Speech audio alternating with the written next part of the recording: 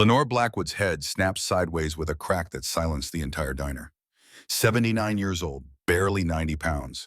Her body crumpled against the counter, blood streaming from her split lip pooling on the cold tile floor.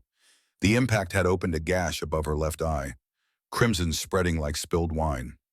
Victor Harrington flexed his hand, smiled. That same cold reptilian smile that had destroyed better people than this old woman. 48 hours, Mrs. Blackwood. Sign the deed or I'll bury you in an unmarked grave where even God can't find you. 50 witnesses. Complete silence. Absolute terror. None of them knew her son was a Hell's Angel. None of them knew he'd disappeared 7 years ago, drowning in guilt over a death he couldn't prevent. 200 miles away, a phone buzzed in a cheap motel room. A video played, and something that had been sleeping for 7 years woke up hungry. But we're getting ahead of ourselves. Let's go back to the beginning, to the morning when everything changed, to the moment before the slap that would bring an army of motorcycles screaming across the Arizona desert. Lenore Blackwood's hands moved through the darkness with the certainty of 45 years of ritual. Key in the lock. 3 tumbler clicks. Push the door with your shoulder because the frame swells in summer. Flip the breaker switches left to right. Fluorescent lights stuttering to life, casting harsh shadows across red vinyl booths and a counter worn smooth by 10,000 elbows. The Sunrise Diner hadn't changed since 1978. Same jukebox in the corner unplugged for a decade. Same Formica tables with cigarette burns from when smoking was still allowed. Same photograph of a young man in a leather jacket hidden behind the sugar jar where only Lenore could see it. Her son, Garrett. 25 years old in that picture. 52 now if he was still alive. That word had haunted her for 7 years. 7 years of silence. 7 years of waiting for a phone call that never came, a knock on the door that never sounded a glimpse of that familiar silhouette that never materialized. Lenore lifted the photograph. Dust particles danced in the pre-dawn light. Garrett's face stared back at her, frozen in time. That wild grin, those eyes that had seen too much even then. "Where are you, baby?" she whispered to the empty diner. The photograph had no answer. It never did. She set it back behind the sugar jar, precisely in the same spot, precisely the same angle. Some rituals you don't break even when they break your heart. The coffee maker gurgled to life. Dark roast, same blend Frank had used when he first opened this place. Back when Dusty Ridge was actually thriving. Back when the copper mine was still running and men came off shift with dirty hands and full wallets. Back when the future looked like something worth believing in. Frank Blackwood had built this diner brick by brick. Literally, Lenore had watched him lay the foundation in the scorching summer of 1907, sweat pouring down his back, hands blistered and bleeding. He'd refused help, said a man's legacy should be built by his own hands. "This is for our boy," he told her one evening, pointing to the hand-painted sign that would hang above the door. "Someday Garrett will run this place. Someday he'll understand what it means to build something that lasts." But Frank never saw his 50th birthday. A mining accident in 1998. Roof collapse. 3 men dead instantly. Frank had lingered for 2 days holding Lenore's hand, whispering apologies he didn't need to make. 12 years in the ground now. 12 years of waking up alone. 12 years of running this diner by herself because selling it would mean admitting that everything Frank had built didn't matter anymore. Lenore poured herself coffee. Black, no sugar. The first sip burned her tongue the way it always did, the way it was supposed to. Her hands shook slightly. Not from age, from the medication she couldn't afford to keep taking. The pills that kept the pain manageable. The pills that cost $300 a month on a Social Security check that barely covered rent. But she didn't think about that. Couldn't think about that. Not yet. Not while there was work to do.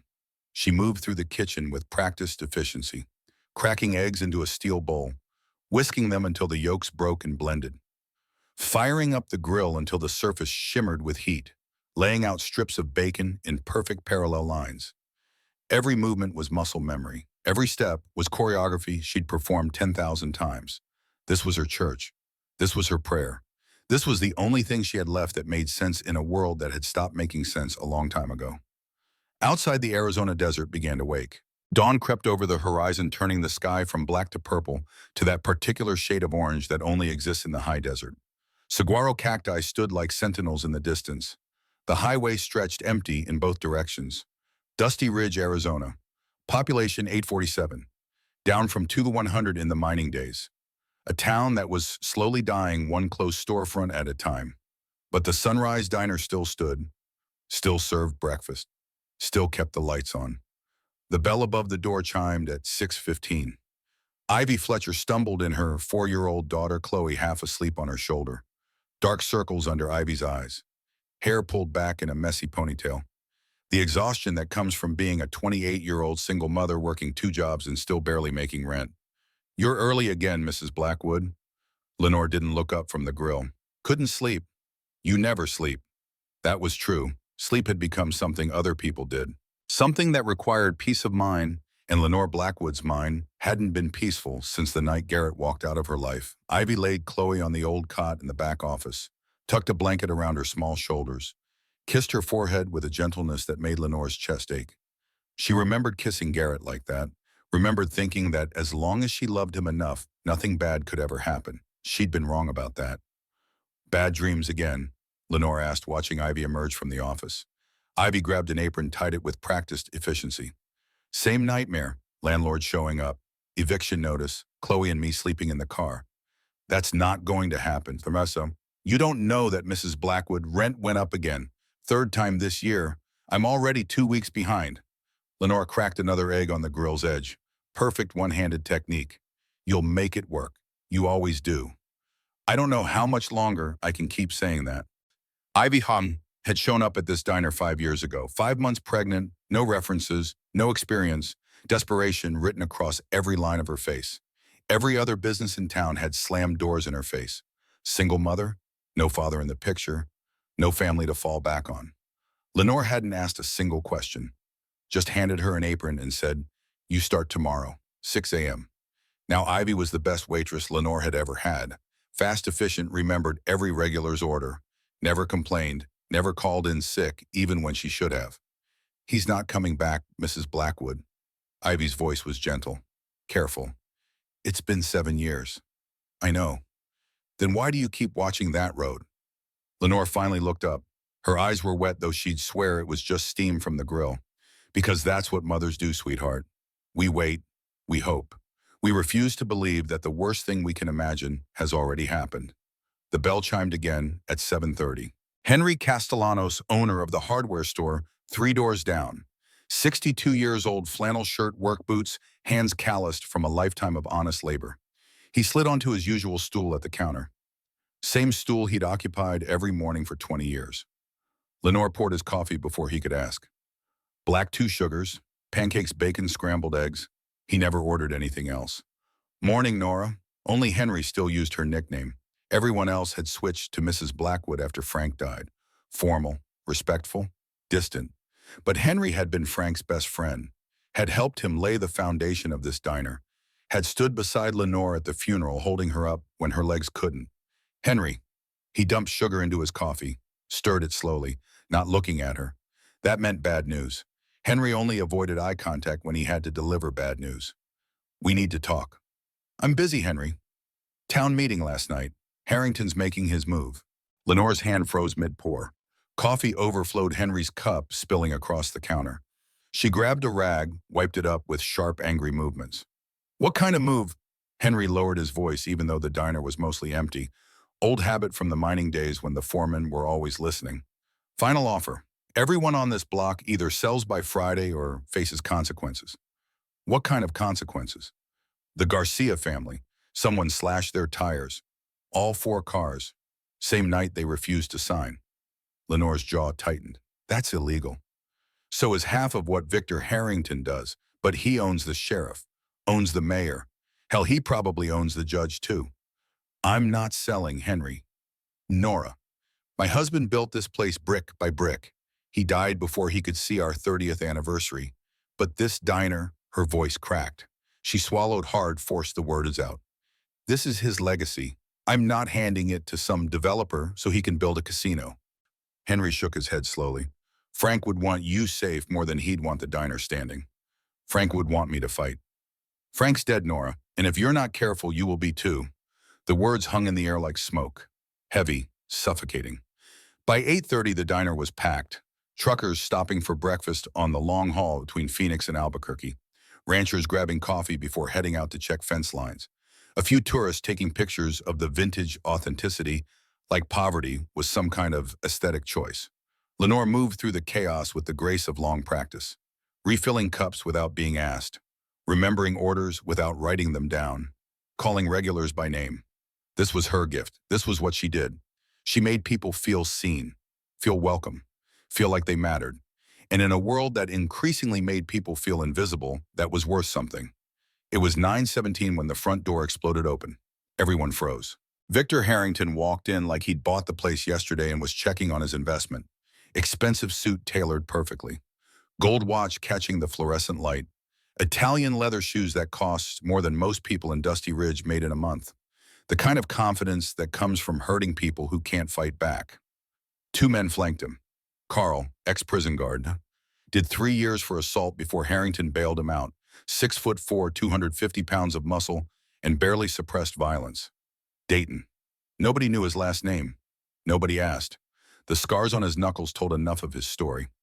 Victor scanned the room slowly, deliberately, making sure everyone saw him, making sure everyone understood who held power in this town. His eyes found Lenore. He smiled. Mrs. Blackwood, just who I wanted to see. Lenore set down her coffee pot, wiped her hands on her apron, stood her ground. Mr. Harrington, I believe my answer was clear. Answers change. Mine don't. He walked toward her, slow, deliberate, each step making someone flinch, each step reminding everyone in the room of exactly who they were dealing with. He slid into a booth across from her, uninvited, unwelcome. Let me paint you a picture, he said, voice smooth as expensive bourbon. Phoenix Crown Development is offering you $80,000 above market value. That's not a negotiation. That's a gift.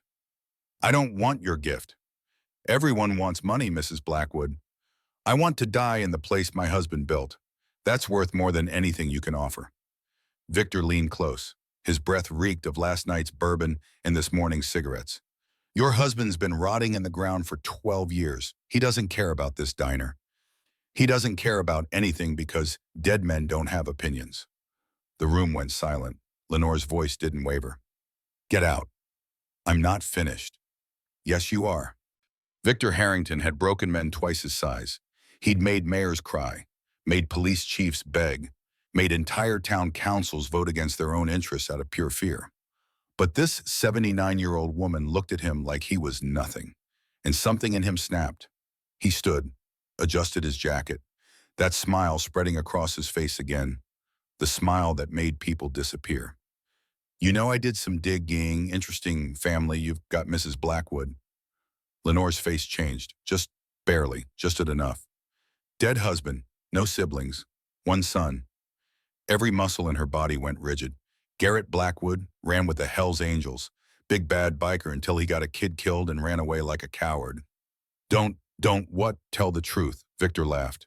Cold, cruel. Your son let a 22-year-old boy bleed to death on the highway. Then he disappeared, no funeral, no apology, just gone. 7 years of nothing. You don't know anything about my son. I know he's not here. I know he abandoned you. I know that when I take this diner, and I will take it, there's not a damn thing anyone can do to stop me. Lenore stood, all 5 feet of her looking up at this monster. My son made mistakes, but he's more of a man than you'll ever be. Victor's eye twitched. What did you say? You heard me. The slap came so fast most people didn't even see it happen.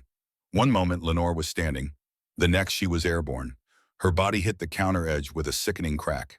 She crumpled to the floor, blood already streaming from her split lip and the gash above her eye. The entire diner gasped. Someone screamed. Ivy had been behind the counter phone already recording. She stuffed her fist in her mouth to keep from making a sound, tears streaming down her face. But she kept the camera steady, kept filming. Victor stood over Lenore, breathing hard. His hand was shaking. Not from pain, from fury. 48 hours old, woman. Sign the papers or I'll make sure you're buried in an unmarked grave where even God can't find you. He grabbed the unsigned contract from his pocket, crumpled it, threw it at her bleeding face. Then he straightened his tie, fixed his hair, became the businessman again. Oh, and if your coward son does show up, he smiled down at her. Tell him Victor Harrington doesn't scare. Tell him I'll do to him what I did to you, only slower. The door slammed behind him. The black SUV's engine roared to life. Tires squealed as they peeled out of the parking lot. Ivy burst from behind the counter the second the vehicles disappeared. Mrs. Blackwood, oh God. Lenore was trying to stand. Her legs wouldn't cooperate, blood soaking through the towel Ivy pressed against the gash. I'm fine. You're bleeding. I've had worse. We have to call the police. Lenore grabbed Ivy's hand, squeezed hard. The police work for him, sweetheart. Then the state police. The FBI. Someone. There's no one. Lenore's voice was steady, resigned. This town is his. The law is his. We're on our own. There has to be something we can do. There isn't. Ivy looked at this woman, 79 years old, blood on her face, bruises already forming, and still refusing to break. What about Garrett? Lenore closed her eyes. He's not coming. You don't know that. He hasn't called in 7 years, hasn't visited, hasn't... Her voice finally cracked. He's gone, Ivy. My son is gone. But Ivy Fletcher had survived too much to watch the only person who'd ever believed in her die at the hands of some rich psychopath. That night, after closing, after cleaning Lenore's wounds, after getting her settled in the small apartment above the diner, Ivy sat in her car. Chloe was asleep in the back seat, thumb in her mouth, oblivious to the weight of what her mother was about to do. The video was loaded on Ivy's phone. 3 minutes and 47 seconds of pure evidence. Victor Harrington's voice clear as a bell. The slap caught in perfect, horrifying detail. Lenore's body hitting the floor. Blood spreading across tile. Ivy had spent 3 months tracking down this number. A friend of a biker who knew where Garrett Reaper Blackwood had last been seen. A Barstow area code. Probably a burner phone. Probably disconnected. But maybe not. She typed 3 words. They hurt your mother. Attach the video. Her thumb hovered over send. Mrs. Blackwood had said not to, had begged her not to, had said Garrett was gone for good reasons, that dragging him back would only cause more pain. But Ivy Fletcher had been that scared pregnant girl 5 years ago, standing in the rain outside this diner, hoping someone would give her a chance. And Lenore Blackwood had opened the door without hesitation. Some debts you can't repay with money. Ivy pressed send. Garrett Blackwood woke from the nightmare screaming. Same dream. Every night for 7 years. The truck running the red light. The screech of metal on metal. Ethan Wade's body crushed under 2 tons of twisted steel. Help me, Reaper. Please, it hurts. It hurts so bad. In the dream, Garrett could never reach him, could never save him, could only watch as the light faded from Ethan's eyes while his mother's voice screamed from somewhere in the distance. You were supposed to protect him. You were supposed to keep him safe. Garrett sat up in the cheap motel bed, drenched in sweat, hands shaking, heart hammering against his ribs. Ethan Wade, 22 years old, bright future ahead of him, dead because Garrett wasn't fast enough, wasn't smart enough, wasn't good enough. He grabbed the bottle from the nightstand, whiskey, bottom shelf, the kind that burned going down and did nothing to kill the memories. The phone buzzed on the nightstand, unknown number, video attachment. Probably spam, probably nothing. He almost deleted it, almost threw the phone across the room and went back to drinking until the sun came up and another day of existing began. But something made him press play. The video loaded, and Garrett Blackwood's world ended. His mother, on the floor, blood on her face, a man standing over her, laughing. 48 hours, sign or I'll bury you next to your husband in an unmarked grave. Garrett watched it again, and again, and again. His hands started shaking, vision blurring. 7 years. 7 years he'd stayed away because he thought he didn't deserve her, because he thought his guilt made him poison, because he thought she was better off without him. And while he was hiding, someone was hurting her. He threw the phone across the room. It shattered against the wall, put his fist through the drywall. Once, twice, 3 times, until his knuckles were bleeding and the pain in his hands almost matched the pain in his chest. He screamed until his throat tore, until the neighbors pounded on the walls, until there was nothing left inside him but fury. Then he went outside. The Harley sat under a tarp behind the motel. 3 years since he'd touched it. 3 years since he'd ridden anything. The bike was exactly as he'd left it. Black paint, chrome pipes, the Hells Angels patch still on the saddlebag. He'd earned that patch through blood and brotherhood, through years of loyalty that most people would never understand, and he'd walked away from it. Because of Ethan, because of guilt, because he thought running would make the pain stop. It never did. Garrett ran his hand over the glass tank, over the handlebars, over the patch that had defined him for 20 years. Then he pulled out a second phone, the one he'd kept charged for 7 years, even though he'd never used it, the one with only 3 numbers programmed into it. He dialed. 3 rings. "Who the hell is this?" The voice was rough, suspicious, but Garrett would recognize it anywhere. "Wolfhound, it's Reaper." Silence. 10 seconds. 20. "You've got some nerve calling this number." "I know." 7 years, Garrett, not one word. "We thought you were dead." "I know." "You abandoned your brothers, abandoned the club, abandoned that boy's mother who still cries at his grave every Sunday." Garrett's voice broke. "I know." "Then why are you calling?" He closed his eyes, saw his mother's face covered in blood, saw her body crumpling to the floor, saw 7 years of abandonment crystallized in one 3-minute video. "Someone hurt my mother." The line went quiet. "Say that again." "Some developer tried to force her to sell her diner. When she refused, he hit her, threatened her, sent someone a video to make sure I knew she was suffering." More silence. Then Wolfhound's voice cold as winter steel. "Where are you, Barstow?" "She's in Dusty Ridge." "Yeah. We'll be there tomorrow, noon." Garrett's throat tightened. "Wolfhound, don't. This isn't forgiveness. This is family. And nobody touches family. Not even family that ran away." The line went dead. Garrett stared at the bike for a long time. 3 years since he'd ridden. 3 years since he'd felt the wind on his face or the engine beneath him. He'd told himself he didn't deserve it. That men who let boys die shouldn't feel freedom. But his mother was bleeding. And some things were bigger than guilt. He threw his leg over the seat, turned the key. The Harley roared to life. The sound echoed across the empty parking lot. Pure. Primal. Perfect. Garrett Blackwood hadn't been Reaper in 7 years. Tonight Reaper was riding home. The desert highway stretched ahead of him. Dark. Empty. 200 miles of asphalt between him and the woman who'd given him life. 200 miles between the man he'd become and the son he used to be. He twisted the throttle. The bike surged forward, wind screaming past his ears, engine thunder drowning out the voices in his head.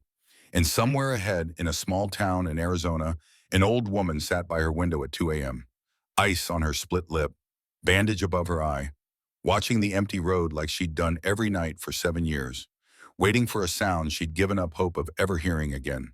The distant rumble of a Harley Davidson. Growing louder. Henry Castellano stepped out of the hardware store balancing a box of nails and his third cup of coffee. The morning heat was already brutal, 103 degrees, and it wasn't even noon yet. He heard it before he saw it. Low, distant, like thunder rolling across the desert floor. Henry set down the box, looked toward the highway. Nothing but heat shimmer and empty asphalt stretching to the horizon. But the sound was growing. Not thunder. Engines. One motorcycle crested the hill on Route 66, chrome blazing in the Arizona sun, black leather. Hell's Angels patch visible, even from a quarter-mile away. Henry's coffee slipped from his fingers. The cup shattered on the sidewalk because the one motorcycle became 10, then 30. Then 93 bikes rolling into Dusty Ridge in perfect V formation, engines synchronized like a military parade. The sound shook windows, rattled doors, made the ground vibrate beneath Henry's feet.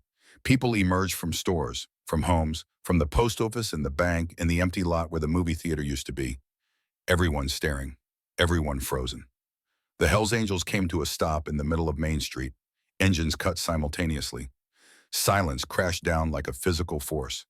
At the front of the formation sat a man on a black Harley Davidson, 52 years old, gray threaded through his beard, eyes that had seen things civilians couldn't imagine. The kind of stillness that only comes from violence survived and lessons learned the hard way. Garrett Blackwood had come home. Inside the Sunrise Diner, Lenore was wiping down tables. Her left eye was swollen shut, purple and black. The gash above her eyebrow held together with butterfly bandages. Her lip was split. Every movement sent pain shooting through her ribs where she'd hit the counter. But she was working, because stopping meant thinking. And thinking meant remembering Victor Harrington's fist connecting with her face. Remembering the taste of blood. Remembering the certainty that she was about to die alone on the floor of the diner her husband built. Ivy had spent the night in the apartment upstairs, refusing to leave Lenore alone. Chloe was coloring at a booth by the window, humming to herself, oblivious to the bruises on the woman she called Grandma, Nora. The roar of engines made Lenore freeze. She knew that sound. Knew it in her bones, in her blood, in every cell of her body that had spent 7 years listening for it. The rag fell from her hands. Mrs. Blackwood. Ivy's voice was trembling. There's, there's a lot of motorcycles outside. Lenore was already moving. She pushed through the door, stepped into the blinding sunlight, and there he was. Garrett Blackwood, her Jackie, standing in the middle of Main Street surrounded by 93 Hells Angels, 7 years of silence between them. He looked older, harder, broken in ways sleep couldn't fix, gray in his beard that hadn't been there before, lines around his eyes that spoke of nights without rest and days without purpose. But he was here. Ma, his voice cracked on the word, that single syllable carrying 7 years of guilt and grief and desperate hope that maybe, just maybe, she wouldn't turn him away. Lenore walked toward him, past the motorcycles, past the bikers who parted like she was made of something holy. Her slippers scraped against asphalt. Her bathrobe fluttered in the hot wind. She stopped in front of her son and slapped him across the face. 93 Hells Angels went dead silent. The sound echoed across Main Street. Sharp, final, a judgment delivered. 7 years. Lenore's voice shook with fury and love and pain that had been compressed into a diamond-hard core. 7 years without a word. I thought you were dead, Garrett. I prayed over your picture every night. I wrote letters you never answered. I left voicemails you never returned. Garrett didn't move, didn't defend himself, just stood there and took it. Because he deserved it. Because he'd earned every ounce of her rage. I'm sorry, Ma. Sorry. She hit his chest. You're sorry. She hit him again. Again, each blow weaker than the last, until her hands were just resting against his leather jacket, feeling the heartbeat underneath. Proof that he was real, that he was alive, that he'd actually come back. I beg God to bring you home, she whispered. Every single day for 7 years, I begged. I know. Then why, Garrett? Why did you stay away? He looked at her. This woman who had given him everything, who had loved him when he was unlovable, who had never stopped believing in him even when he'd stopped believing in himself. Because I got Ethan killed. Because every time I looked in the mirror, I saw a murderer. Because I thought you'd be better off without me. Better off? Lenore grabbed his face, forced him to look at her, to see past his own guilt to the truth she'd been carrying alone.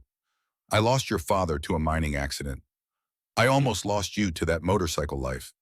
And then I lost you anyway because you decided my love wasn't enough to stay for. Ma, I don't care what you did. Her voice broke. I don't care who you think you are. You're my son, and I have never stopped loving you. Not for 1 second. Not for one breath. Garrett fell to his knees in the middle of Main Street, wrapped his arms around his mother, and sobbed like a child.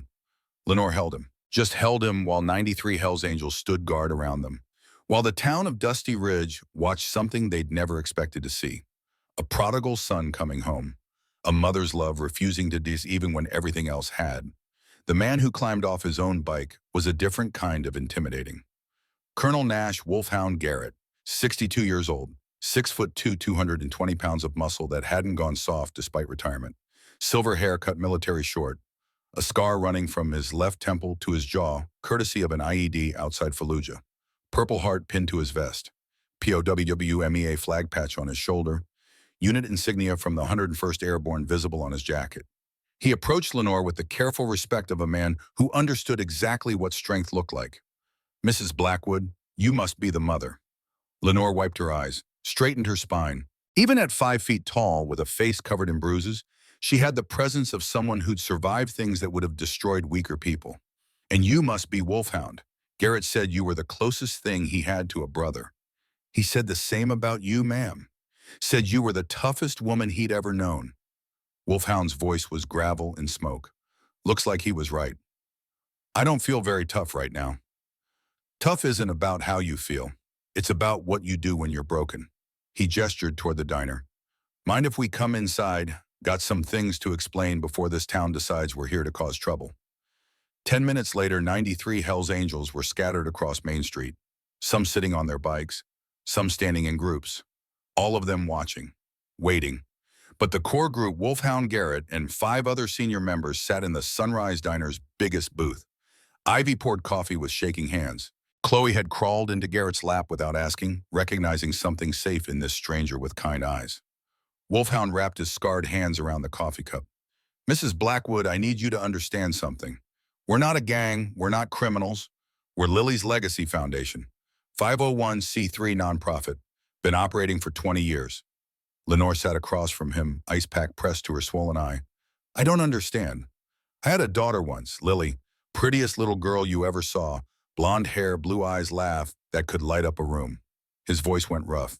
She was 7 years old when she got sick. Leukemia, aggressive, the kind that moves fast. He pulled out a worn photograph. A little girl in a hospital bed bald from chemotherapy, smiling despite the tubes and wires. I was special forces, good pay, good benefits. Should have been enough. Wolfhound's jaw tightened, but the insurance company found a loophole, denied coverage. We needed $200,000 for the treatment that might save her, might give her a chance. Lenore's hand went to her mouth. I sold everything, house, cars, called in every favor, begged everyone I knew. Got to $160,000. Not enough, not nearly enough. He stared at the photograph. Lily died 3 weeks later, in my arms, asking me why I couldn't make the hurt stop. The diner was silent except for the hum of the ancient air conditioner. Her last words were, promise me you'll help other kids, Daddy. Promise you won't let this happen to anyone else. Wolfhound looked up. So I made her a promise. Started this foundation with 11 other veterans. We find good people in impossible situations. People the system failed. People who did everything right and still got crushed. He pulled out a folder. Inside were photographs, testimonials, IRS documents. 20 years, Mrs. Blackwood. 3,000 families helped. $12 million in medical bills paid. 187 homes saved from foreclosure. 423 veterans given housing and jobs. 89 kids sent to college who couldn't afford it otherwise. Lenore stared at the documents. This is real. Every word. We're not Hell's Angels pretending to be good guys. We're veterans who ride motorcycles and refuse to let good people suffer when we can do something about it. But why would you come here? For me, you don't even know me. Wolfhound glanced at Garrett, who was still holding Chloe, the little girl, having fallen asleep against his chest. Your son called, said someone hurt his mother. That's all we needed to hear. He leaned forward. But there's more to it than that, ma'am. See, I did some research after Garrett called, asked around about Lenore Blackwood, about the Sunrise Diner. He pulled out another photograph, older, faded. A young woman in military fatigues standing next to a Humvee in the Iraqi desert. Lenore's breath caught. You recognize this picture. That's me. 23 years ago, I was an Army medic stationed outside Fallujah. March 2004, Battle of Fallujah. You ran into active gunfire to pull out a wounded soldier. Took 3 insurgent rounds. 1 shattered your collarbone. 1 punctured your lung. 1 went through your thigh. Wolfhound's voice was steady, reverent. You kept that soldier alive for 40 minutes while waiting for evac. Refused morphine because you said you needed to stay alert in case he crashed. Tears were streaming down Lenore's face. That soldier was Staff Sergeant Marcus Fletcher. He died 2 years ago. Cancer. But he lived long enough to see his daughter graduate college. Long enough to walk her down the aisle at her wedding. Long enough to hold his grandson. Wolfhound's voice cracked. He lived long enough because you refused to let him die. The connection clicked in Lenore's mind. Fletcher, Ivy Fletcher. Wolfhound nodded. Marcus was her father. He talked about you all the time. The medic who saved his life. He tried to find you for years. But you'd gotten married, changed your name, moved to Arizona. Ivy was crying now, hands over her mouth. When I saw the video of you being attacked, Wolfhound continued, I made some calls, found out Ivy was working here, found out Marcus Fletcher's daughter was being raised by the woman who gave her father 20 extra years of life. He stood. The other 5 bikers stood with him. Mrs. Blackwood, you saved my brother's life. You gave Ivy her father. You gave that little girl sleeping on Garrett's lap her grandfather. And we don't forget debts like that. We don't abandon the people who bled for us. Before Lenore could respond, the diner door opened. A woman stepped inside. Mid-50s, graying hair, eyes red from crying. She held a photograph in trembling hands. Mrs. Blackwood. Lenore recognized her immediately. Miriam Wade, Ethan's mother, the woman whose son had died while riding with Garrett, the woman who'd spat in Garrett's face at the funeral. Garrett stood abruptly, setting Chloe gently in the booth. Miriam, I'm sorry, Stop. Miriam's voice was thick. Just stop. She walked past him, walked directly to Lenore. set the photograph on the table. It was Ethan, 22 years old, bright smile, leather jacket, standing next to Garrett, both of them grinning at the camera. I came to tell you something, Miriam said to Lenore, something I should have said 7 years ago instead of blaming your son. She turned to Garrett. Her face was streaked with tears, but her voice was steady.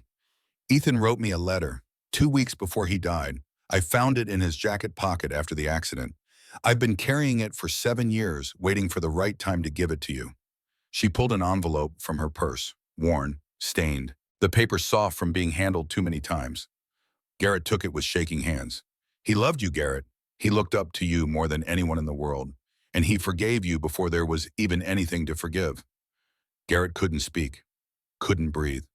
Miriam turned back to Lenore. Your son didn't kill my boy. A drunk driver running a red light killed my boy, and I spent 7 years punishing the wrong person because I needed someone to blame.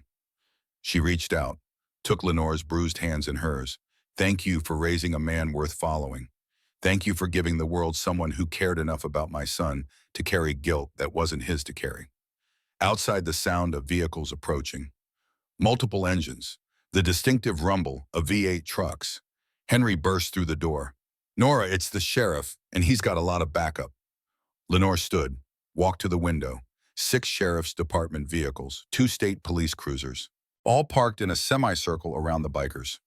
Sheriff Raymond Caldwell stepped out, 55 years old, 20 pounds overweight, hand resting on his service weapon like he was hoping for an excuse to use it. This is Sheriff Caldwell. I'm ordering all of you to disperse immediately. You're in violation of unlawful assembly ordinances. Wolfhound stepped out of the diner, hands visible, non-threatening, but his voice carried the authority of someone who'd given orders in actual combat zones. Sheriff, we're not here to cause trouble. We're visiting a friend. Last I checked, that's not a crime.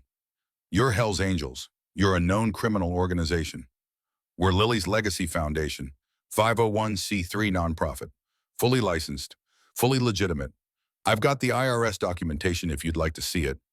Caldwell's hand tightened on his weapon. I don't care what kind of paperwork you're hiding behind.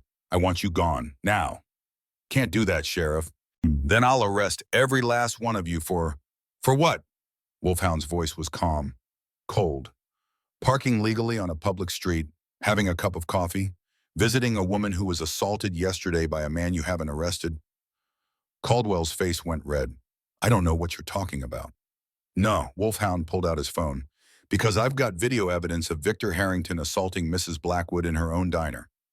Want to explain why he's not in a cell right now. The crowd was growing, more townspeople emerging, phones out, recording.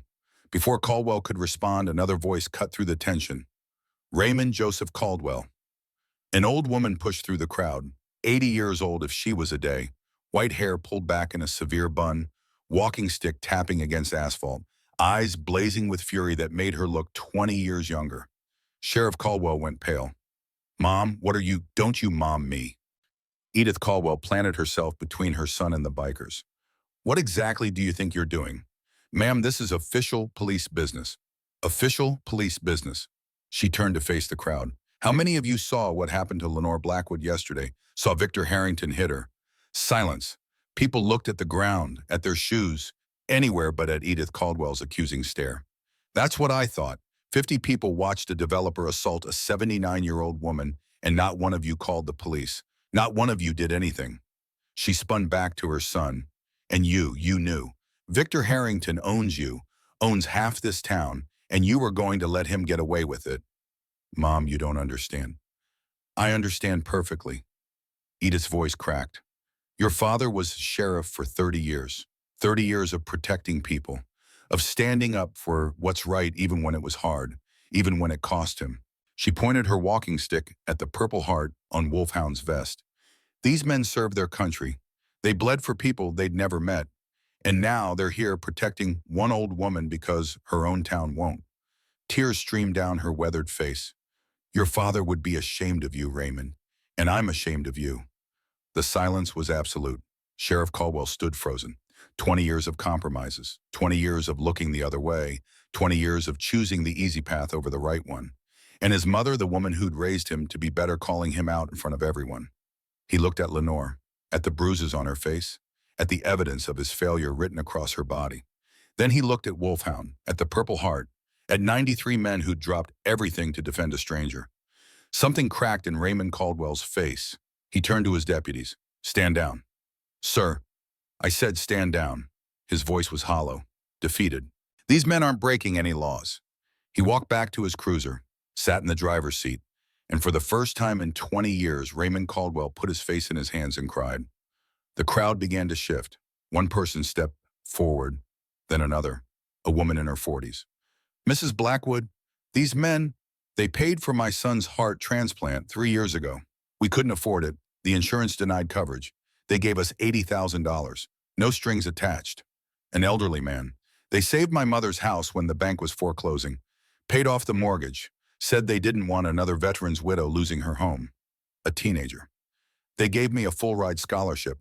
I'm studying pre-med now, because of them." One by one, people stepped forward, people the foundation had helped, people who'd been saved by these criminals when their own community had turned away. And one by one, they apologized to Lenore for not standing up yesterday, for not calling the police, for being too afraid of Victor Harrington to do the right thing. Lenore stood in the middle of it all, overwhelmed. These rough men in leather and patches had done more for her town than she'd ever known, had helped more people than she could count, and they'd come when she needed them most. Wolfhound put a hand on Garrett's shoulder. "We're not leaving, brother. Not until this is finished." Garrett looked at his mother, at the tears streaming down her face, at the community finally coming together around her. "Thank you," he whispered. "That's what family does."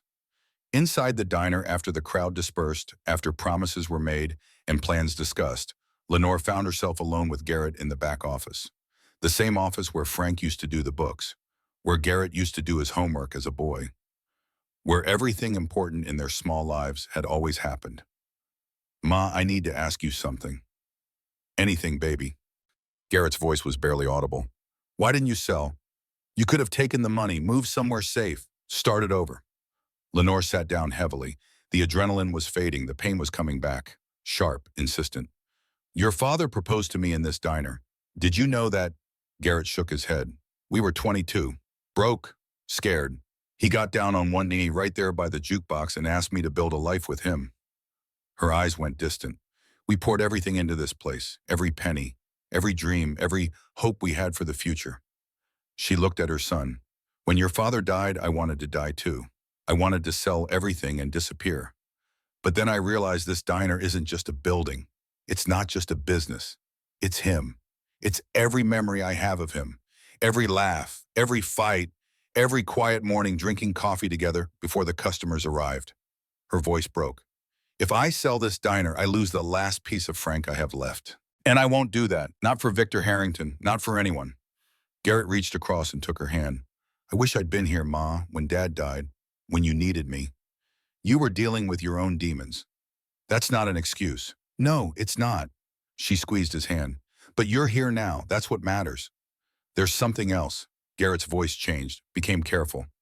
"Something you need to know." Lenore felt ice forming in her stomach. She knew that tone. That was the tone that preceded life-changing news. "Ma, when did you last see a doctor?" "I'm fine, Garrett." "When?" She looked away. 3 months ago." And the silence stretched. Outside, bikers laughed. Engines rumbled. Life continued like the world wasn't about to crack open. "Pancreatic cancer, stage 4. The words hung in the air like smoke. Heavy, suffocating. Garrett's face went white. No, there must be a mistake." "There's no mistake, baby. I've known for 3 months." "How long?" 6 months, maybe less." "We'll fight it." Garrett's voice was desperate, frantic. "Seconds opinions, specialists, experimental treatments, whatever it takes." Lenore reached up, touched his face. "Garrett, I'm 79 years old. I've lived a full life, a good life. That's not, you can't just, I want to spend my last months right here in this diner, with you, with the people I love, not in some hospital being poisoned by chemicals that might buy me a few more weeks." "Ma, please." "I'm not asking for permission, sweetheart. I'm telling you how this is going to be." Her voice was gentle but firm. "You don't get to come back into my life and immediately start making my decisions for me." Garrett broke. He fell to his knees, put his head in his mother's lap, and cried. Lenore ran her fingers through his hair like she'd done when he was a boy, soothing, endless, the way mothers do. It's okay, baby. It's going to be okay. But it wasn't okay. And they both knew it. At 3 a.m., glass shattered. Garrett was downstairs, instantly moving through the dark diner with the automatic precision of someone trained for combat. Wolfhound appeared beside him, equally silent, equally deadly. The back window was broken, and beyond it, the storage shed was burning. Flames licked up the wooden walls, consuming everything inside. 40 years of Frank Blackwood's tools, his workbench, the chair he'd made for Lenore on their 10th anniversary. Memories turning to ash and smoke. Lenore appeared in her bathrobe, stared at the fire. Ma, get back inside. No. Her voice was flat, empty. I'm done hiding. She walked toward the burning shed.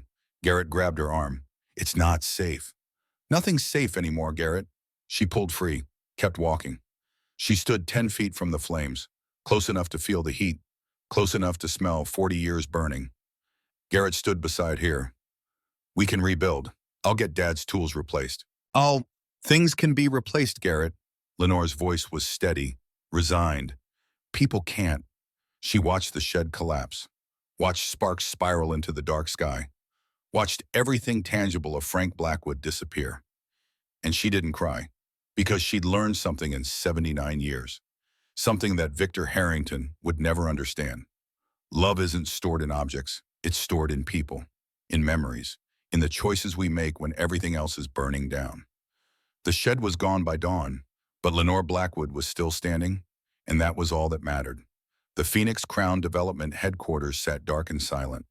32 floors of steel and glass, Victor Harrington's monument to greed. 6 motorcycles coasted into the underground garage. No headlights, engines cut a block away. Wolfhound and 5 veterans moved through shadows like ghosts.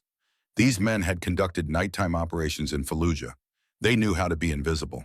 The security guard never saw them coming, just felt the hand on his shoulder and looked up into Wolfhound's scarred face. Evening, son. Take a 20-minute break. Coffee's on me. Don't come back until 3:15. The guard looked at the Purple Hearts, the combat patches, the kind of men you don't question. Yes, sir. 30 minutes later, they had everything. 15 years of bribery records, forged documents, payoffs to judges, councilmen, senators, wire transfers to offshore accounts, photographs of deals made in backrooms with criminals and corrupt officials. Victor Harrington had been arrogant, sloppy, convinced his money made him untouchable. By dawn, copies were in the hands of the FBI State Attorney General, 3 news networks, and 1 investigative journalist who'd been hunting Harrington for a decade. The trap was set. The black SUVs arrived like a plague. 12 vehicles, 53 armed men. Victor Harrington stepped out drunk on bourbon and rage. He surveyed Main Street, 93 bikers, townspeople watching from porches, his kingdom crumbling. Last chance, he screamed. Leave now or I burn this entire street to ash. Wolfhound stood, walked to the center, stopped 20 feet from Victor. We're not going anywhere. You're finished, all of you. Victor pulled a pistol. Burn it, burn everything. His thugs charged. 93 Hells Angels met them head on. The fight lasted 10 minutes. Not because the bikers were slow, because they were efficient. These weren't street thugs. These were combat veterans who'd survived Fallujah and Kandahar. Carl swung a bat at Garrett. Garrett ducked, countered with a punch that broke Carl's nose. Second punch cracked ribs. Third put him on the ground unconscious. That's for my mother. All around Victor's hired muscle fell.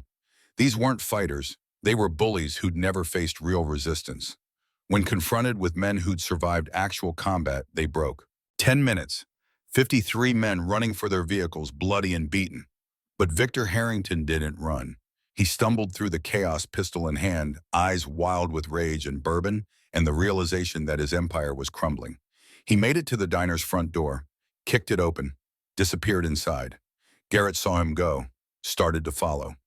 Wolfhound grabbed his arm. Brother, wait. He's going after her. Then we go together.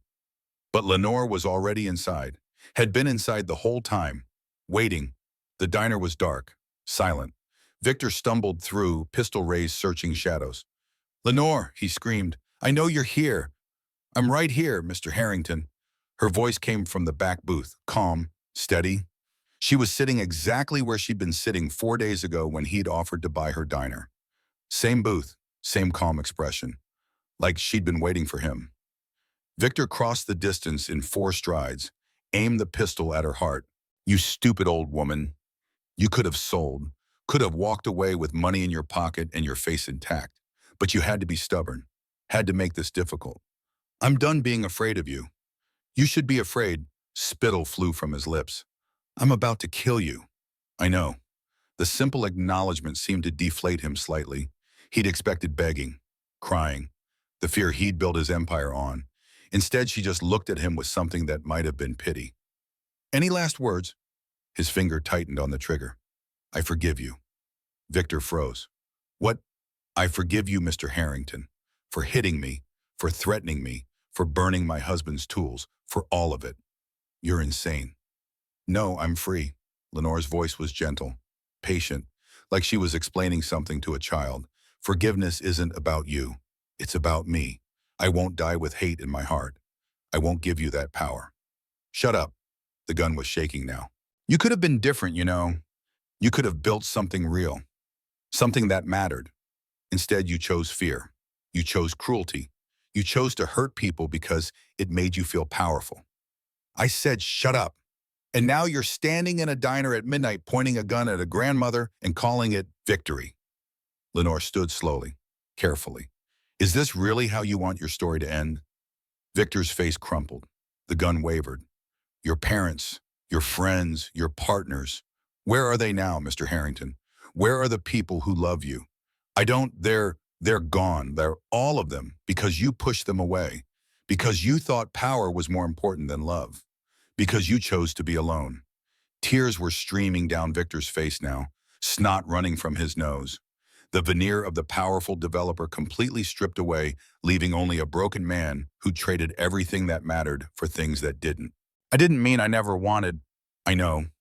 Lenore stepped closer, close enough to touch, close enough that the gun was pressing against her chest. You wanted to matter. You wanted to be somebody. You wanted people to respect you. She reached out slowly, put her hand on his. But respect isn't something you take, Mr. Harrington. It's something you earn, and you can't buy it with money or fear or violence. The gun fell from his fingers, clattered on the floor. Victor Harrington collapsed to his knees and wept like a child. Lenore stood over him, this man who'd terrorized her town for years.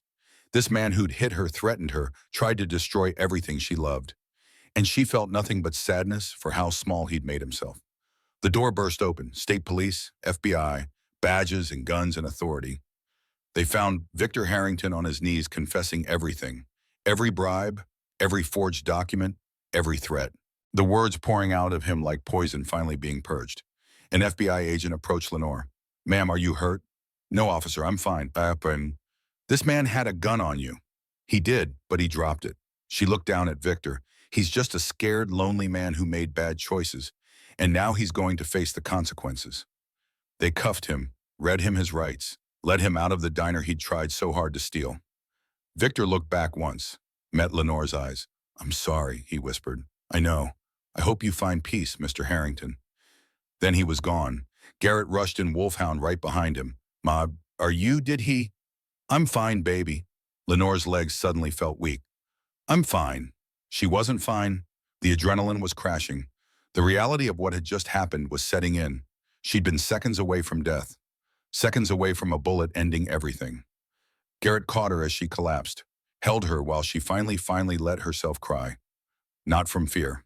From relief. It was over. The boardroom was packed. 12 board members, 30 shareholders, 5 news cameras broadcasting live. The board chairman's face was ashen as he addressed the cameras. Ladies and gentlemen, we've reviewed the evidence provided by federal investigators. The files recovered from Mr. Harrington's office paint a disturbing picture of systematic corruption spanning 15 years. He held up a thick folder. Bribery of public officials, forged environmental impact reports, wire fraud, extortion, and yesterday assault and attempted murder of Mrs. Lenore Blackwood, a 79-year-old widow who had the courage to stand up to him. Murmurs rippled through the room. Effective immediately, Victor Harrington is terminated from all positions with Phoenix Crown Development. All corporate assets connected to his activities are frozen pending federal investigation. This company will cooperate fully with law enforcement. The chairman looked directly at the cameras. But termination isn't enough. We failed in our fiduciary duty to oversee our CEO. We enabled a predator to operate under our corporate banner for 15 years. We prioritized profits over people growth, over ethics, expansion, over integrity. His voice cracked slightly. To Mrs. Lenore Blackwood, to the residents of Dusty Ridge, to every person Mr. Harrington harmed, while we looked the other way, we are deeply, profoundly sorry. No amount of corporate restructuring can undo the damage. But we commit today to making it right. A reporter shouted from the back, "What charges is Mr. Harrington facing?" The U.S. attorney has filed 37 federal counts: bribery, wire fraud, extortion, assault with a deadly weapon, attempted murder. Legal experts estimate 15 to 20 years in federal prison with no possibility of parole. Another reporter, "What about restitution?" Every property Mr. Harrington acquired through coercion or fraud will be returned to its rightful owners. Phoenix Crown Development is establishing a $50 million victim compensation fund, and Mrs. Blackwood's diner deed will be delivered to her today, free and clear, with our apologies. The news went national within the hour. CNN breaking: real estate mogul faces decades in prison for assault on widow 79. Fox News alert: developer's empire crumbles after attack on elderly diner owner. MSNBC: Hell's Angels nonprofit exposes corruption. Ring saves Arizona town. NBC: video of assault goes viral, sparks investigation into corporate crime. Victor Harrington's mugshot was everywhere. Perp walk footage played on loop. Legal analysts dissected the charges. Business reporters cataloged the collapse of his empire. The public destruction he'd inflicted on others for 15 years now turned on him with the full force of media saturation. Poetic justice served cold and broadcast in high definition. 1 week later, Dusty Ridge Sunrise Diner. Lenore sat in the back office, Garrett beside her, Wolfhound standing with 3 envelopes. Mrs. Blackwood, the foundation's board voted unanimously. "We'd like to help." He set the first envelope on the desk. "What is this?" "Open it." Inside, a check for $25,000. Lenore's hand went to her mouth. "I can't. This is too much. That's for your medical bills, past and future. Every treatment, every medication, every doctor's visit, completely covered. No co-pays, no deductibles, no fighting with insurance companies." Garrett's eyes were wet. "Wolfhound, we can't accept." "You're not accepting. We're giving." He set down the second envelope. "This is a job offer. Manager of Community Programs for Lily's Legacy Foundation. $52,000 annually. Full benefits. Health insurance that actually works. Dental, vision, everything." Lenore was crying now. Why would you do this for me?" "Because you ran into gunfire to save my brother Marcus Fletcher in Fallujah. Because you raised a man worth following. Because you stood up when everyone else sat down." Wolfhound's voice cracked. "Because that's what we do, ma'am. We help the people who help others." He set down the third envelope. "Your diner's mortgage, paid in full. You own this building free and clear. No more monthly payments. No more worrying about Victor Harrington or anyone else trying to take it." Garrett opened his mouth, closed it. No words adequate. Wolfhound pulled out a blueprint, unfolded it across the desk. The paper crinkled, revealing architectural drawings in precise detail. Lenore's Place Community Center. Architect Morrison and Associates estimated completion 6 months. The building was 4 stories, modern but warm, respectful of the desert landscape. Ground floor. Wolfhound pointed: vocational training, welding, carpentry, automotive repair, computer skills, everything someone needs to build a career. Second floor, temporary housing, 20 units for veterans and families in crisis, fully furnished. No rent for the first 6 months while they get back on their feet. Third floor, medical clinic, free, staffed by volunteer doctors and nurses. No one turned away regardless of ability to pay. Fourth floor, after school programs, GED classes, addiction counseling, job placement services. Lenore stared at the blueprint, at her name on the building, at the legacy being offered on paper. "I don't have 6 months," she whispered. "The cancer. Then we'll make every day count." Wolfhound knelt beside her chair, this massive combat veteran, making himself small before an old woman's grief. "Your body might be dying, ma'am, but your impact is just beginning." He pointed to a notation on the blueprint. "You'll hire the staff. You'll decide who gets help. You'll build the programs. You'll train the people who'll run this place long after—" His voice caught. "Long after you're gone. Your legacy won't be measured in months, Mrs. Blackwood. It'll be measured in lives changed." Garrett put his arm around his mother. She leaned into him, tears soaking into his leather jacket. We'll do it together, Ma. Every step. Promise, promise. The cancer was winning. Lenore had maybe 3 weeks left, maybe less. Stage 4 pancreatic cancer didn't follow neat timelines. It consumed, it destroyed. It didn't care about unfinished business or final goodbyes. But she'd spent those 6 months exactly how she wanted. Every morning, Garrett made her coffee. Black, no sugar, the ritual unchanged. They'd sit on the porch of the diner and watch the sun come up over the desert, not talking much, just being together. Making up for 7 years of silence, one sunrise at a time. Every afternoon, Chloe visited after school.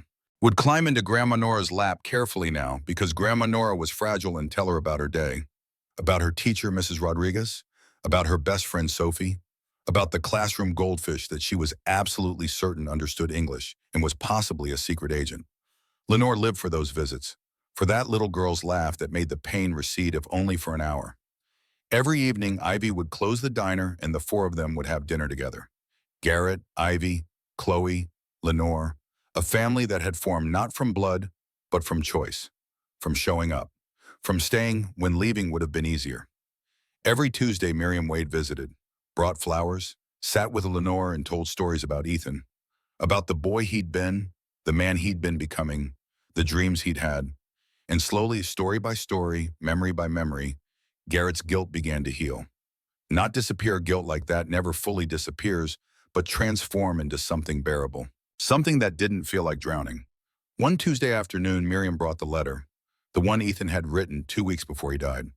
Garrett read it with shaking hands, Lenore beside him, both of them crying before he finished the first paragraph. Dear Reaper, I know this is weird writing a letter to someone I see every day, but there are things I want to say that I can't say out loud. Guy stuff, I guess. You've been more of a father to me than my real father ever was. He taught me how to be angry, how to break things, how to hurt people. You taught me honor, loyalty, what brotherhood actually means. You never treated me like a kid, even when I acted like one. Every time I fell, you were there to pick me up. Every time I doubted myself, you reminded me why I started writing in the first place. I don't know what the future holds. Maybe I'll earn my full patch someday. Maybe I'll start my own family. Maybe I'll do something that makes a difference. But whatever happens, I want you to know something. You saved my life, Reaper. Not from a bullet or a crash. You saved me from becoming my father. You saved me from being angry and bitter and alone. Because of you, I know what it means to be part of something bigger than yourself. To stand for something, to be a man worth following. So thank you for everything. For believing in me when nobody else did. For showing me a better way. I'll make you proud someday. I promise. Your brother Ethan. Garrett finished reading. Looked up at Miriam through tears that wouldn't stop. He didn't blame me. He loved you. Miriam's voice was thick. He worshipped you. And I'm so sorry that I made you carry guilt that was never yours to carry. She reached across, took both of Garrett's hands in hers. My son died because a drunk driver ran a red light.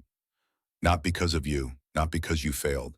Because sometimes terrible things happen to good people, and there's nothing anyone can do to stop it. Lenore squeezed Garrett's shoulder. She's right, baby. But I was his captain. I was supposed to protect him. You did protect him, Miriam said fiercely. You protected him from becoming like his father. You protected him from a life of anger and violence. You gave him 2 years of brotherhood and purpose and feeling like he mattered. That's not failure, Garrett. That's love. Something in Garrett's chest that had been locked tight for 7 years finally opened. The breath he'd been holding since Ethan died released. Not all at once. Healing never happens all at once, but enough. Enough to breathe. Enough to forgive himself. Enough to start living instead of just surviving. Thank you, he whispered. Miriam pulled him into a hug. This woman whose son he'd failed to save holding him while he cried, whispering that it was okay, that he was forgiven, that Ethan would want him to be happy. And Lenore watched her son begin to heal and knew that whatever time she had left this moment made it all worthwhile. Garrett found Lenore sitting on the porch at dawn, wrapped in blankets despite the Arizona heat. She was staring at the Harley parked in front of the diner. Ma, you okay? I have a request. Anything. I want to ride.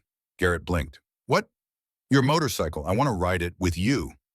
Ma, the doctor said you shouldn't. The doctor said I'm dying. I'd rather die doing something I've never done than waste what time I have left being careful. She looked at him. I've watched you ride away so many times. I want to know what it feels like. Just once, we shall all on. Garrett wanted to argue, wanted to list all the reasons this was a terrible idea. Wanted to protect her from one more risk in a life that had already asked too much of her. But he looked at her face thin now, skin stretched tight over bones, eyes still bright with the fierce will that had kept her alive this long, and realized she wasn't asking permission. Okay, Ma, let's ride. He wrapped her in blankets, secured her behind him on the Harley, made sure she was holding on tight, her frail arms around his waist. Ready? I've been ready for 79 years. He started the engine. The Harley roared to life, that deep rumble that had called to him since he was a boy. They rode through the desert, past the diner, past the cemetery where Frank was buried, past the abandoned copper mine, into the open country where the sky stretched forever and the road had no end. Lenore held on to her son and felt the wind on her face for the first time in her life, felt the freedom that had called to him all those years, understood finally why he'd needed the road, why he'd chosen wheels and leather and the open highway, why coming home had been so hard. I get it now, she shouted over the engine roar. I understand. Understand what? Garrett called back. Why you couldn't stay? Why the road called you? This feeling it's like flying. Garrett's vision blurred with tears, but he kept riding, twisted the throttle, let the bike surge forward, gave his mother the gift of speed and wind and freedom. They stopped at a scenic overlook, sat on a bench and watched the sun climb higher, turning the desert from purple to gold. Thank you, baby. For what? For this, for coming home, for being here when I needed you most. She took his hand, for being the man I always knew you could be. I wasted 7 years running, and you spent 6 months making it right. That's what counts. She squeezed his fingers. Promise me something. Anything. Promise you'll take care of Ivy and Chloe. Promise you'll give them the family they deserve. The family you deserve. Garrett's throat was too tight to speak. He just nodded. Good, she smiled. That's all I needed to hear. Lenore Blackwood died at 3:47 a.m. on a Tuesday morning. Garrett was beside her, holding her hand. Ivy sat on the other side of the bed, tears streaming silently. Chloe was asleep in a chair by the window, thumb in her mouth, unaware that Grandma Nora's breathing had changed, become shallow, irregular, the long pauses between breaths growing longer. Lenore's eyes opened one last time, focused on Garrett's face. I love you, baby. Her voice was barely a whisper. Live well. I love you, Ma. I know, you came back. That's how I know. She smiled. That same smile she'd given him on his first day of school, his high school graduation, the day he left to join the club. The smile that said she was proud of him no matter what. Then she closed her eyes and let go.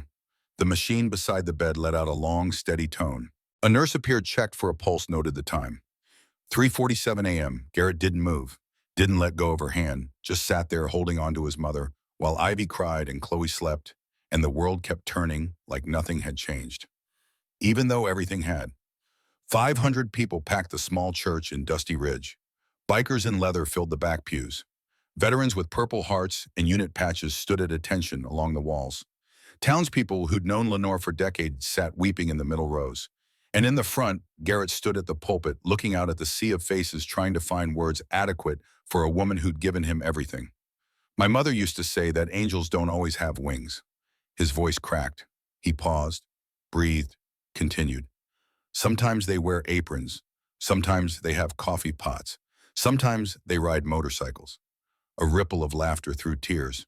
She didn't think of herself as special. Never wanted recognition or praise.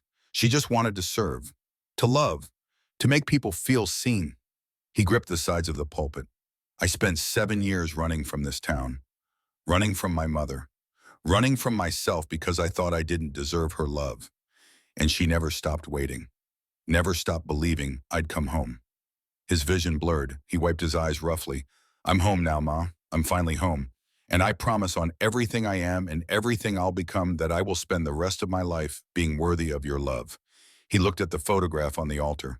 Lenore in her prime, Frank beside her, both of them smiling at a future they'd build together. Rest easy, Angel. You've earned it. He stepped back, sat beside Ivy, who took his hand and held on tight. Wolfhound stood next, this massive combat veteran who'd seen horrors in Fallujah, eyes wet as he approached the pulpit. Mrs. Blackwood saved my brother's life in Iraq, ran into gunfire, took 3 bullets, kept him alive for 40 minutes until evac arrived. His voice was steady, reverent. That's who she was. Someone who ran toward danger to save people she didn't know. He looked at Garrett. She raised a man who learned that same lesson, who came home when his mother needed him, who stood between her and evil. That's her legacy, not the diner, not the community center, the people she made better by knowing her. One by one others stood, shared stories, painted a picture of a woman who'd served coffee and saved lives and refused to break even when the world tried its hardest to break her. When the service ended, the Hells Angels formed an honor guard, two lines of motorcycles stretching from the church to the cemetery, engines rumbling as the hearse passed between them, a salute to one of their own. 4 months later, Lenore's Place Community Center, grand opening. The four-story building gleamed in the Arizona sun, modern, impressive. A monument to what's possible when good people refuse to quit. 300 people gathered for the ribbon cutting. Local news cameras, state officials, families who'd already been helped by Lily's Legacy Foundation. Governor Patricia Winters stood at the podium, microphone in hand.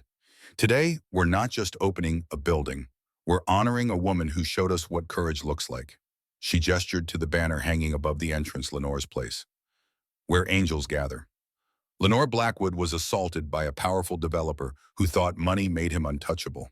She could have given up, could have sold, could have walked away. Instead, she stood her ground, and in standing, she sparked a movement. The governor held up a document. Today, I'm proud to sign into law the Lenore Blackwood Protection Act. This legislation protects workers and citizens who stand up to corporate corruption. It provides legal immunity for whistleblowers. It mandates investigation of retaliation claims within 48 hours. It establishes penalties for companies that threaten or harm individuals who refuse to be intimidated. Applause erupted. Garrett, standing beside Ivy and Chloe, felt tears on his face. This law has already been adopted by 12 other states, the governor continued. Over 2,300 workers are now protected. 37 corrupt officials have been prosecuted. Hundreds of families have been saved from illegal coercion. She paused. Let the weight of those numbers settle. And it's all because one 79-year-old woman refused to be afraid. The governor cut the ribbon, doors opened. The community center welcomed its first visitors. Inside the building was everything Wolfhound had promised. Training rooms equipped with welding torches and carpentry tools. Computer labs, a medical clinic staffed by volunteer doctors, housing units furnished and ready. Garrett walked through with Ivy, both of them overwhelmed. Your mother did this, Ivy whispered. We did this, all of us. But he knew she was right. None of this happens without Lenore's refusal to break. Without her standing up when standing meant risking everything. Over the next hour, people shared their stories. A rapid-fire cascade of testimonials that painted a picture bigger than any one person. Maria Rodriguez, mother 32. My son needed a heart transplant. Insurance denied coverage. Said it was pre-existing. Lily's Legacy paid $82,000. Lucas is 8 now, plays soccer, dreams of being a doctor. He's alive because these people refuse to let money decide who lives and who dies. Thomas Barrett, veteran, 58. I came home from Afghanistan with PTSD, couldn't hold a couldn't sleep, ended up living in my car in a Walmart parking lot. They found me, gave me housing, counseling, a job at this center. I've been sober for 2 years. I have a daughter who talks to me again. I have a life. Jessica Chen, teenager, 17. My parents couldn't afford college. I was going to work at the gas station, save money for years, maybe take classes part-time. Lily's Legacy gave me a full-ride scholarship to Arizona State. Pre-med. I'm going to be a doctor. I'm going to save lives like they saved mine. Robert Hayes, Korean War veteran, 71. Bank was foreclosing on my house. I'd lived there 30 years, raised my kids there, buried my wife from there. I had nowhere to go. They paid off my mortgage, $16,000. Just handed me the deed and said, you've earned the right to die in your own home, sir. Diane Foster, mother, 45. My daughter Emily had leukemia, same kind that killed Wolfhound's Lily. We needed $200,000 for experimental treatment. Insurance denied it. Lily's Legacy paid every penny. Emily's been in remission for 3 years. She starts high school next year. One after another. 7 people. 10. Each story a thread in a tapestry of lives changed. Statistics appeared on screens mounted throughout the building. Lily's Legacy Foundation, 20 years of service. 3. 247 families helped 12.4 million in medical bills paid, 87 homes saved from foreclosure, 423 veterans housed and employed, 89 full-ride college scholarships, 12 community centers nationwide and growing. The numbers told the story, but the faces, the tears, the smiles, the gratitude told the truth. Kindness multiplied. 2 years later, the sign above the diner had been changed. Hand-painted letters in the same style Frank had used 40 years ago. Lenore's Place, where angels eat. Garrett ran it with Ivy. They'd married 6 months after Lenore passed. Small ceremony in the diner after hours. Just family. And 300 bikers who'd shown up uninvited but welcome. Chloe was 6 now, still called him Uncle Garrett even though the adoption papers said otherwise. Called Ivy Mama and talked about Grandma Nora like she'd just stepped out for groceries and would be back any minute. He didn't correct her, didn't see the point. In her heart, Grandma Nora was still present, still watching, still loving. Ivy was 8 months pregnant, a boy. They were naming him Frank. The annual memorial ride had grown from 93 bikes to 500. Hell's Angels from across the country making the pilgrimage to Dusty Ridge, to the town where an old woman taught them what courage looked like.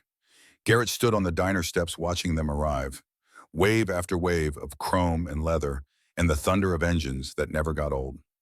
Wolfhound was the first to arrive, 64 now, still riding, still wearing the Purple Heart, still running Lily's Legacy Foundation with the same fierce dedication. How you holding up, brother? Good days and bad days, today's good. She'd be proud of you. You know that, right? Garrett looked at the diner. At Ivy in the window, one hand on her swollen belly, the other wiping down tables. At Chloe at the counter, coloring in the same booth where Lenore used to sit. I hope so. I know so. Wolfhound clapped him on the shoulder. You stayed, you showed up, you built something that lasts. That's all she ever wanted. Garrett was closing up at 7 p.m. when he saw her. A woman, mid-30s, standing beside a broken-down Honda Civic on Route 66, hood up, steam rising, a small child, maybe 3 years old, crying in the back seat. He could have kept driving, could have called a tow truck and let someone else deal with it, could have done what most people do, acknowledge the problem exists and let it be somebody else's problem. But he didn't. He pulled over, got out, approached with hands visible, non-threatening. Ma'am, you need some help. The woman jumped, spun around. Her face was streaked with tears and desperation and the particular exhaustion that comes from being broke and alone and out of options. My car died. I have to get my daughter to the clinic. She has a fever. I called Boopaway, but my membership lapsed and I don't have money for a tow and nobody will. She broke down sobbing. Garrett looked at the child, flushed with fever, whimpering, scared. He thought about Lenore, about second chances, about the choice to help when helping is hard and inconvenient and costs something. Come on, I'll drive you. I don't have money to pay you. Didn't ask for money. He got them to the clinic in Dusty Ridge, waited while they saw the doctor, made small talk with the nurse who remembered when Lenore used to bring coffee to the night shift. When the bill came $340 for the exam, fever reducer, antibiotics, the woman's face crumpled. I can't. Garrett pulled out his wallet, counted out bills, handed them to the receptionist. We're good. Sir, I can't accept. You're not accepting. I'm giving. He looked at the woman, at her daughter already looking better, fever breaking. Consider it paid forward. When they came out, the little girl was sleeping peacefully in her mother's arms, antibiotics coursing through her system. Crisis averted. I don't know how to thank you. Garrett pulled out a card, Lenore's Place embossed on the front, his number on the back, and folded inside $50 cash. When you're back on your feet, help someone else. That's all the thanks I need. The woman stared at the card, at the money, at this stranger who'd saved her daughter without asking for anything in return. I won't forget this. I swear to God I won't forget. I know you won't. He watched her drive away. Her car had been fixed while they were at the clinic. Wolfhound had sent someone, wouldn't accept payment, said it was what Lenore would have done. And Garrett felt something he hadn't felt in a long time. Peace, not the absence of pain, not the erasure of guilt or grief or loss, but the quiet certainty that he was doing exactly what he was supposed to be doing, being exactly who his mother raised him to be. He drove back to Dusty Ridge as the sun set, back to Ivy and Chloe, back to the diner, back to the life he'd built from the ashes of the one he'd destroyed. Inside, Ivy smiled from behind the counter. Everything okay? Everything's perfect. Chloe ran to him. Uncle Garrett, can we get ice cream? After dinner, Munchkin. Promise, promise. He picked her up, felt small arms around his neck.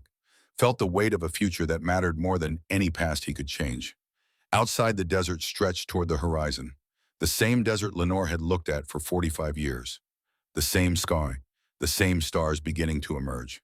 But everything was different now, because one old woman had refused to break, had refused to give up, had refused to let fear win. And in refusing, she taught an entire town, an entire movement, what it meant to stand for something. Garrett looked at the photograph behind the counter. Lenore and Frank, young, hopeful, building something that would outlast them both. "Thank you, Ma," he whispered, "for everything." The photograph smiled back, silent, eternal. Proof that love doesn't end when bodies fail. That legacy isn't measured in years, but in lives touched. And somewhere in the distance, if you listened carefully, you could hear it. The rumble of engines, the sound of angels riding, the promise that kindness doesn't end. It multiplies. Epilogue. 10 years later. Washington, D.C., National Press Club.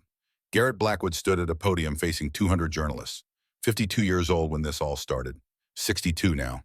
Gray in his beard, lines around his eyes. But something fundamentally changed in the way he held himself. No longer running, no longer hiding. Present. Chloe sat in the front row, 16 now, honor student, talking about studying social work, about helping people the way Grandma Nora helped people. Frank was 9, named after his great-grandfather. Obsessed with motorcycles and justice and stories about the grandmother he'd never met. And in Ivy's arms, 3-year-old Lenore. Nora for short, born with her great-grandmother's eyes and stubborn chin. The Lenore Blackwood Protection Act, Garrett began, a voice steady, has now been adopted by all 50 states. He paused. Let that sink in. Over 11,000 workers have been protected from retaliation for standing up to corruption. 47 corrupt officials have been prosecuted. Hundreds of families have been saved from the kind of intimidation my mother faced. He looked at the cameras. My mother thought she was just running a diner, making coffee, serving pancakes. She didn't know she was starting a movement. Wolfhound stood beside him, 74 now. Retired from active riding, but still running Lily's Legacy Foundation with the same fierce dedication. Lily's legacy has expanded to 43 states, Wolfhound said, voice still carrying that combat-forged authority. We've helped over 15,000 families, built 27 community centers, provided over $40 million in assistance. He looked directly at the press corps. And we're just getting started, because Lenore Blackwood taught us that one person standing up can change everything. That courage is contagious, that love is stronger than fear. Questions erupted from the journalists. Mr. Blackwood, what happened to Victor Harrington? Garrett's expression didn't change. He's serving 18 years in federal prison, up for parole in 2034. Last I heard, he's teaching other inmates how to read, making amends in the only way available to him. Do you forgive him? My mother did. That's what matters. What about Phoenix Crown Development? Restructured, new leadership. They've paid over $60 million in restitution to victims of Harrington's fraud. They sponsor 3 of our community centers now. Sometimes institutions can change. Not often, but sometimes. The press conference ended. Garrett walked outside into the D.C. afternoon, found someone waiting. A woman, 37 now, her daughter 12, both healthy, thriving. Mr. Blackwood, he recognized her immediately. The broken-down Honda, the sick child, 10 years ago on Route 66. Angela, I wanted you to know I kept the card you gave me. I show it to everyone I help. She handed him something. A business card. Angela's Auto Repair. No veteran or single parent turned away, pass it on. I opened my shop 5 years ago, named it after my daughter. We fix cars for free for people in crisis. Because you taught me that's what we do. Garrett felt his throat tighten. How many people? Last count 317, and every single one of them got a card, got told to pass it on when they could. 317 people, because one man helped one woman, because one old woman refused to break, because kindness doesn't end. Angela walked away, but she turned back once. Your mother, I never met her, but I tell everyone about her, about what she started, about how one person standing up can change the world. She'd like that. I know. That's why I do it. Garrett watched her go, then looked up at the Capitol building, at the seat of power, at the place where the Lenore Blackwood Protection Act had passed unanimously. From a diner in Arizona to federal law. From one woman's refusal to a movement that protected thousands. He pulled out his phone, scrolled to a photo. Lenore on the back of his Harley, arms around his waist, face lit with joy as they rode through the desert. "We did it, Ma," he whispered. "We actually did it."